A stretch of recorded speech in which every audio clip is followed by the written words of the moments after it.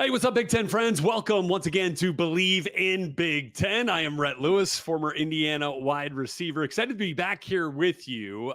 Adam's going to be back here with us a bit later on, but we got a great episode coming up here for you today as we welcome our friends from Bally's back to the program here. Excited to bring Bleav in Big Ten back to Bally's for the fall. Of course, you can always catch us on Sirius XM Big Ten Radio, channel 372 as well. And of course, wherever you get your podcasts, on the Bleav Network YouTube page, where we can interact with you, where we can comment with you, where we can kind of get into some dialogue about the Big Ten, about your favorite teams. If you ping us there, ask us some questions, we'll get into the comments and chat with you guys about that as well. So just a reminder that you have a lot of ways that you can consume us depending on where you're at today. But excited to kick off this episode today as we continue our summer series. We're going to talk Oregon in this episode. Obviously, a lot of expectations up there in Eugene. We also have the great pleasure a bit later in the show to welcome from ESPN and SEC Network, the great Laura Rutledge will be with us, host of NFL Live and SEC Nation when we get into the fall football schedule. So a lot to chat with her. Perhaps we'll get her take on the Big Ten versus the SEC.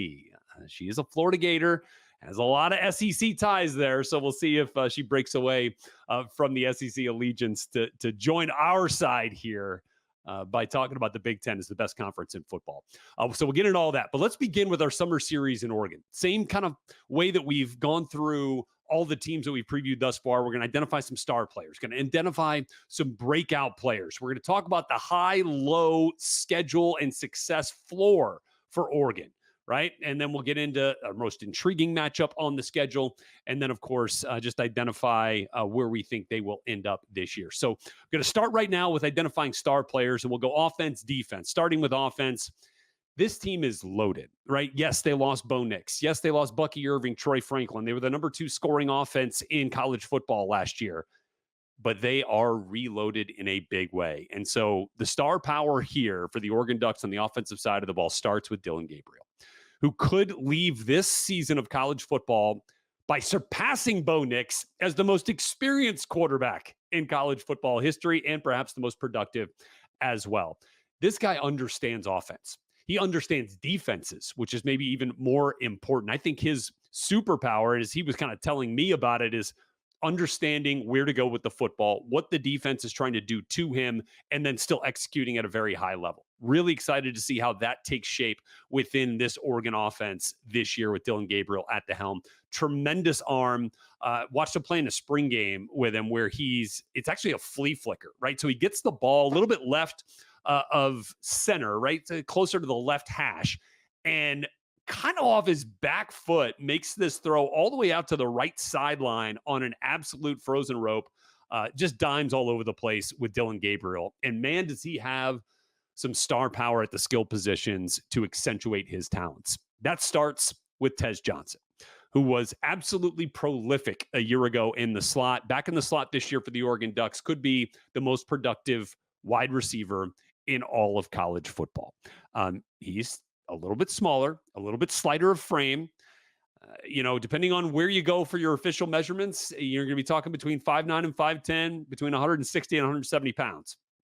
I might have added a little bit of weight through this fall and off season, but he is not the biggest dude, but he plays bigger than his frame. He has got strong hands.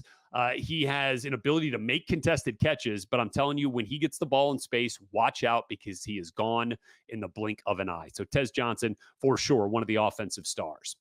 And then as you kind of identify, auxiliary pieces of the star power for the Oregon offense, Terrence Ferguson. Ferg is a man, okay? We're talking about an absolute beast at tight end. Now, this guy had a successful season last year, right? He was a big piece of the Oregon offense a year ago. I think he takes 10 steps forward this year for Oregon and is arguably the best tight end in college football. Will be in the running for the Mackey Award given annually to the college football's top tight end in the country. So I think Terrence Ferguson, Tez Johnson, Dillon Gabriel, kind of where the star power, the bona fide star power really lies with this team. I could go on and on about guys with star potential, and that's where we get into breakout players, but we'll do that after we get to the star power on the defensive side of the ball. And that begins with the man in the middle, Jeffrey Bassa, the linebacker. He is the CPU of that defense. He is the DNA of that defense. He is the heartbeat. He makes the tackles. He makes the plays. He makes the calls. He is everything you want in an off-the-ball linebacker. And this Oregon coaching staff loves his mentality, his demeanor, and his production. It's obvious. I think he's the best linebacker that the Ducks have seen since Troy Dye led them in tackles 4 straight years back before we got into, what was it, 2016 to 2019. So Bassa, is 100% up there with the top linebackers in the Big Ten Conference. Another guy who kind of just speaks to me in that vein on defense for Oregon in terms of best at his position in the conference, Jabbar Muhammad, transfer in from Washington. Best corner on this team, arguably the best corner in this conference, and probably one of the top 5 corners in the entire country. Jabbar Muhammad is as sticky as it comes. He's got a good physical frame for a corner. I love the way that he is fluid, the way that his hips move. He is truly a blanket in coverage. Saw that a little bit in the spring game. I know the coaches have seen that this fall. Jabbar Muhammad, one to watch, major star power there. And then I'll kind of give you a hybrid star power, star potential, breakout player. But Jordan Burch has been around the program now for a little bit. I think that Jordan Burch has had all of the star power potential, but I think we see it this year. He is listed among 16 other of his teammates in the Reese's Senior Bowl watch list, which was released this week. So Burch, Muhammad, Bassa, Ferguson, Johnson, Gabriel, all the guys I already mentioned, they're up there. 17 Oregon Ducks on the Senior Bowl watch list. That is second only to Ohio State in the conference. And then Ole Miss leads the way amongst all teams on the Senior Bowl watch list with 21 players. So Oregon very well represented and is an indicator of just how highly regarded this roster is, even in NFL circles. So not just for this upcoming collegiate season, but for a lot of these guys as they make the transition next year to the NFL. So there's a look at star power. We will then get into breakout players. I'm going to go quickly here because I do want to get to some of our other aspects of this Oregon preview. On offense, Josh Connerly, left tackle, again, star potential type of player. I think he breaks out in a big way, becomes a household name. Gary Bryant, I think, has been a contributor for Oregon. I think he's going to step up. He's made plays, according to the coaches, at all 3 of their positions. So inside, outside, he's all over the place. He's got big play potential, breakout season. And then at the running back spot, with the absence of Bucky Irving, Jordan James and Noah Whittington, I think combined to have a real breakout season in the backfield for the Oregon Ducks. On defense, Justin Jacobs, right up there next to Jeffrey Bassa. Big Ten folks know who he is from his time at Iowa. He was banged up first half of the season last year in his first year with the Oregon Ducks. I think he really stepped up in the second half, was a big-time player. He stays healthy. He's got absolute breakout ability. And then Jamari Caldwell, an interior penetrator, transfer in from Houston along the defensive front. I think this dude could really be a force to be reckoned with and a guy that could wreak some serious havoc on the defensive side of the ball. All right, let's get into the high-low kind of schedule projections for this Oregon team. It's pretty simple. At the high end, they go undefeated. They win the Big Ten. They get into the college football playoff with a bye, and they are there at the very end. Whether that's semifinals or into the final, the Oregon Ducks in their ceiling is absolutely all the way at the top. Floor, I think it's 10. I think they win 10 games. I think they are as talented as any team in this conference. And so 10 games is not a stretch for me on the low end. So between 10 and 12, and I think most of the folks who make a living making those predictions have their win totals at about 10.5. So I do think they end up going into the 11 range. I almost want to say 11 is the floor and 12 is the ceiling in terms of the regular season. But I'll give it a little bit more of a gap there. 10 to 12 wins is kind of how I see this Oregon Ducks team. I think the most intriguing matchup, look, it's October 12th. It's at home against Ohio State. That's all there is to it. That will ultimately, I think, decide who is in pole position when the regular season ends here in the Big Ten. So that's a quick look there at the Oregon Ducks Summer Series. We're going to have Washington for you on the SiriusXM version of this show and on the podcast. So stay tuned for that. Washington Huskies Summer Series preview is on the way. We're going to step aside here briefly, though, and when we come back, we're going to be joined by Laura Rutledge. Get her thoughts on the upcoming college football season and the Big Ten versus SEC debate. All right, welcome back to Bleav in Big Ten. Rhett Lewis back here with you. Excited again to be back with our friends here on Bally's and, of course, on SiriusXM as well. Our great pleasure today to get to welcome one of the most talented hosts and hardest working hosts in the television business. The great Laura Rutledge is with us here from ESPN and SEC Nation. Appreciate all that you do, Laura, and certainly making some time for us here today. What's going on? Thanks for having me.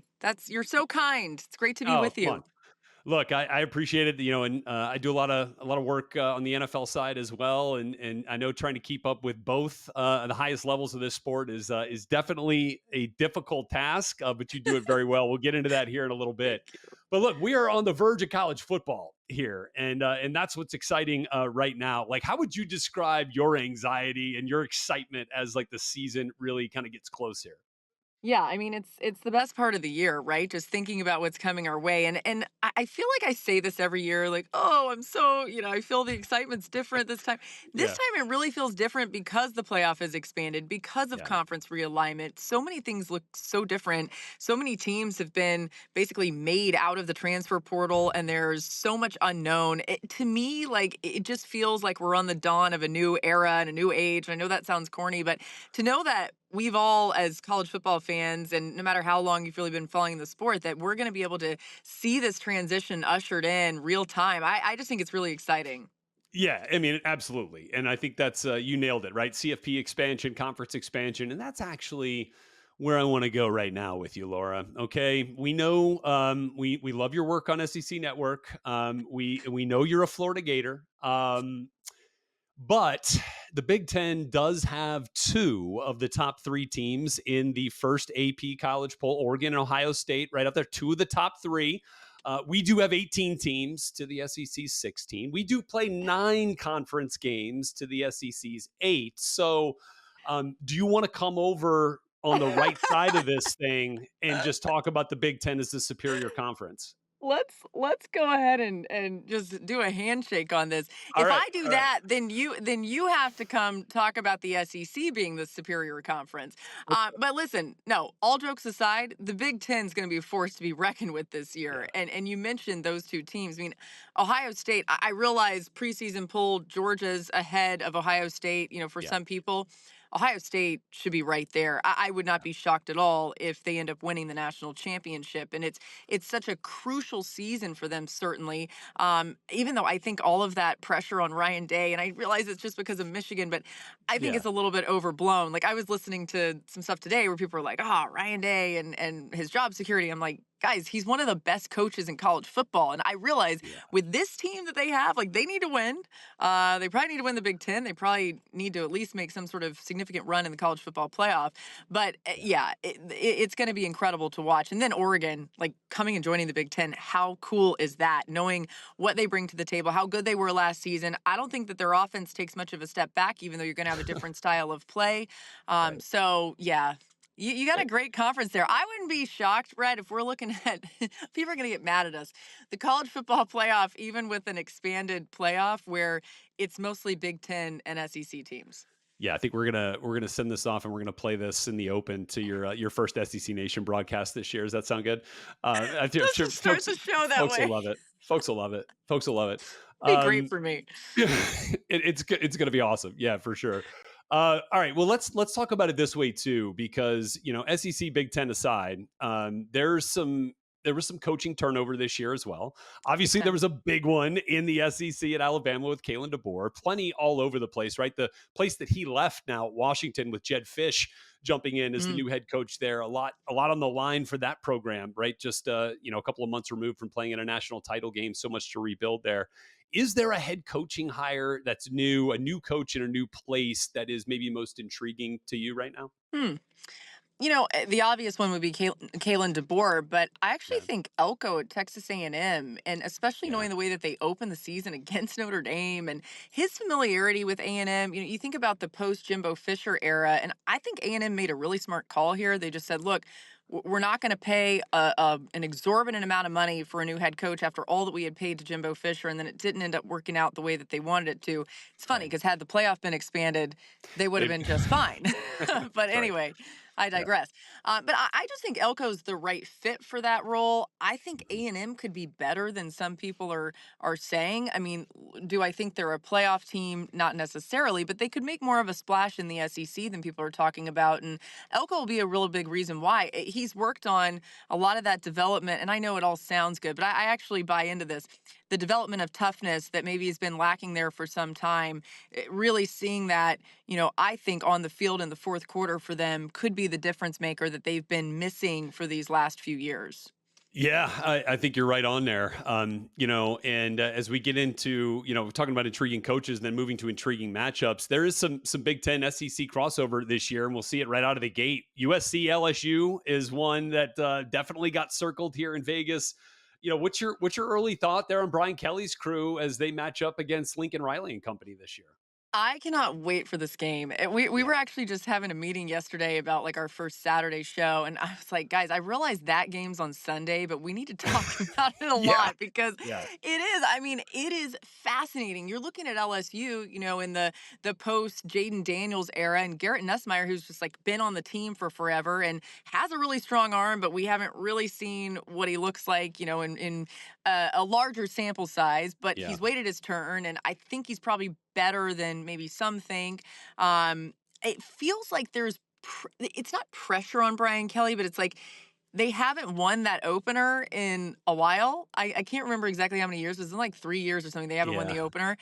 They need to win the opener. And then if you're Lincoln Riley and USC, you're like, all right, we don't have Caleb Williams anymore. But as Lincoln has shown many times, his offensive mind, his scheme can sometimes disguise some things.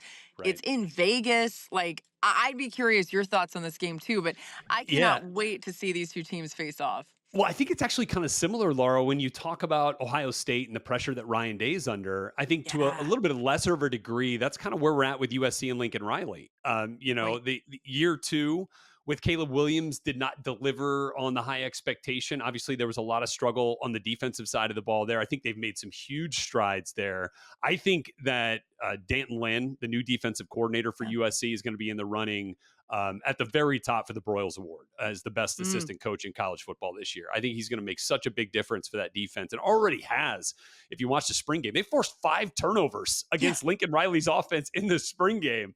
So I have confidence that Lincoln's going to figure that part out on the offensive side with Miller Moss and company running that show. Yeah. But I'm really excited to see what that defense does there at USC. And then look, another one of those, Big Ten SEC crossover matchups, this year is Michigan, right? The defending national champions taking on Texas in week two. Obviously, a lot there that's being replaced in terms of talent and on the coaching staff, right? With Sharon Moore Right. assuming the head coaching gig at Michigan. But man, Texas looks like so much fun this year with Sark and with Quinn Ewers back. Like, what's your early thought on that one there in week two? Well, it's interesting because Sark has kind of tried to push down some of the hype for them. Like he's Right. totally doing the rat poison Saban thing, and he's like, "Can you guys stop talking about how great we are?" Yeah. Which I get. Although I think that this Texas team is loaded and they're so physical. They have a ton of talent. I mean, they have the deepest quarterback room in the country because you've got Arch Manning, who we may Oh never my see gosh. this year, who might Yeah. be, and I'm not taking anything away from Quinn Ewers, who I think is a potential Heisman candidate, but it's unbelievable the talent that they've amassed there. But they have to go on the road to That's Michigan, right. which we all know is an incredibly tough place to play. And I think Michigan, I mean, look, are they going to be what they were last year? No. But they're Right. still a really talented, deep team. I love the fact that Colston Loveland is back at tight end. He's one of my favorite players. Last season, I thought, he was undeniable in so many ways. I think he's going to Oh have an yeah. even better year. It's just a matter of can they efficiently get him the football, which To me, he should be, just target him as much as you can, and That's and right. good luck trying to cover him. But no, I think this is. And by the way, like you talk about just a gift as a college football fan. This game is a gift. So are all these other Oh, games we're talking about. Like, come on. imagine Yeah. turning your TV on and you get to watch Michigan and Texas week 2. It is going to be interesting too. I mean, Rhett, I would say like with the expanded playoff, this game is really important for Texas, and it's huge in strength of schedule and all that. It's important for Michigan too. But if you talk about like a team in Texas that we think is potentially at the top of the top when it comes to the college football playoff, this one really matters. But also, there's some grace because you don't have to win every game, maybe in That's a this current great point. model. So like, Yeah. what is, how much of a pressure cooker is it? I think that's going to be kind of fascinating to see how people respond, whatever happens in the game. Well, and I hope that the expanded playoff gives us more of these matchups, right? Gives us more Yeah, of these marquee matchups totally. in non-conference play because one loss does not ruin your season. I mean, like Right. we look at that in the Big Ten now. I mean, Penn State would have made the playoffs each of the last 3 years if it was Crazy. expanded Yeah. to 12. And folks in Happy Valley have looked at those seasons as disappointments each of the I last three know. years. I know. So Yeah. 10-2 is not the worst thing in the world this year. 11-1, Yeah. like you're going to be playing in December with those records this year in major conferences. So I think that's a great point that you make there, and that's gonna be a lot of fun as we get into the meat of this season.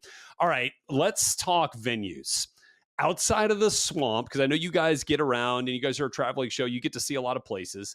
What is your favorite venue to visit outside of Gainesville? So this is like picking favorite children or something because I love all these places so much. Yeah. But I really do love Baton Rouge. Oh To yeah. go to Baton Rouge is like a whole life experience. And you're just going to eat all this food that you don't really know exactly what it is. And that's okay because it tastes delicious. That's right. I'll never forget, like, starting some of these mornings, we're starting off and we've already had like griots and grits and like Oh all my like God. Yeah. You've crawfish. yeah. Like, and by the time the show starts, I'm like, all right, stomach, don't fail me now. Like, we got to get through the Right. show. But I mean, just so many great options at LSU. And then I know you only asked for one, but I Oh, would that's all also right. throw Alabama in there. It's just Tuscaloosa has a different feel to it. It's so grand. There's just so much pageantry to it. Like even just riding around campus, you're seeing amazing things. The architecture's beautiful, but it also just has like a true, old SEC vibe to it. It So does. I love going there for sure. Those are great ones for sure. When Dixieland Delight starts rolling, Ah, I mean, it's a beautiful there. It's a beautiful thing for sure there. And then I'm from New Orleans. My sister went to LSU, so like you're speaking my language yeah, you in knew Baton Rouge. griots and grits. So it's the Oh second I yeah, said come that. on, come on. We get a little fried gator going on. We'll get some things. We'll get some Oh, things I going love down it. in Baton Rouge. It is a beautiful thing.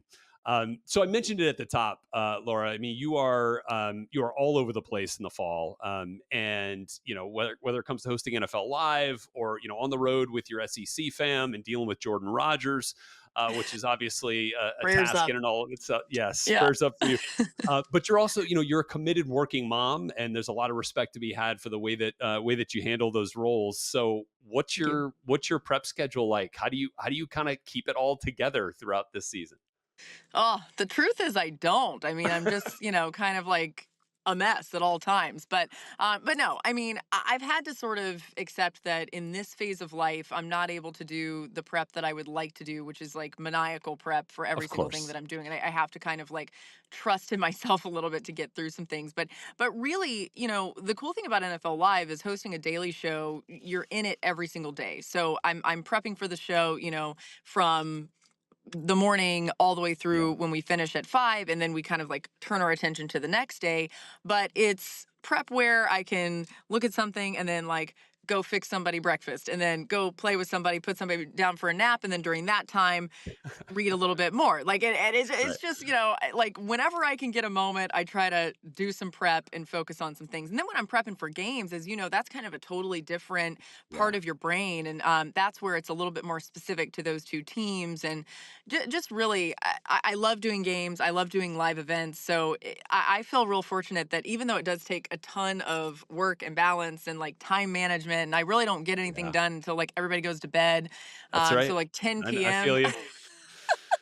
Then Yeah, I'm like, I'm nodding off, but doing the game prep a lot of times takes a little bit extra effort. So I'll do that a lot of times when I get to work, even for NFL Live, because that's the only time that I'm really going to have, actual focused, that's hey, right. sitting down and working on stuff. But it's a gift, like to be in this season of Yeah. life and to have this job and to be able to say that I'm also a mom at the same time. I could have never imagined being able to do all of this. Well, you wear all the hats remarkably well, and it's certainly no easy task. But all right, with football also comes food here, Laura. And look, I mean, look, I love a good honey baked ham. Who doesn't? So, I mean, tell us what Exactly. kind of role we're talking about with honey baked hams, and as we get into football season here. Yeah, it's been really cool to be able to partner with Honey Baked Ham for the second year in a row and just sharing great ways to have an incredible game day spread, which we all know. We want to watch the games, right? We're all football fans, but you want to have some good food while you're there too. And I found that this variety that they offer and the convenience, you can just go to your local Honey Bake store, pick everything up there, or you can order online. It's honeybake.com/game day. But you can get everything. You got the sliders, they got a new pulled pork Cuban slider, which is unbelievably good, but they got the ham and Swiss, the turkey and cheddar. You can get a sandwich platter that's got all the sandwiches. You can also just get the gorgeous bone-in half ham, which everybody associates with honey baked ham, and it's got that incredible glaze on it. And then you show up with that at your home gate or your tailgate, and everyone's like, "Oh my God, you're the hero of the day." So it's all delicious, and I just think anything that promotes gathering together and spending time watching football is worth celebrating, and that's exactly what Honey Bake does. No doubt. Or, if it's 10 o'clock and the kids are asleep and we're prepping for games, we'll just pull that ham out of the fridge and just Dude, take a couple of slices. you would not believe the amount of times that my husband will be like, "I hear you in there. What are you doing?" And he'll like come around the corner and I've got, the Don't you worry ham. I'm about it. just pulling it off, eating it, but putting mustard on it and it's so That's good. right. It's the best. And Ah, so are you. Thank you so much, Laura, for giving us some time here today on the Big Ten Show. We sure do appreciate it. thanks for having me. Appreciate you.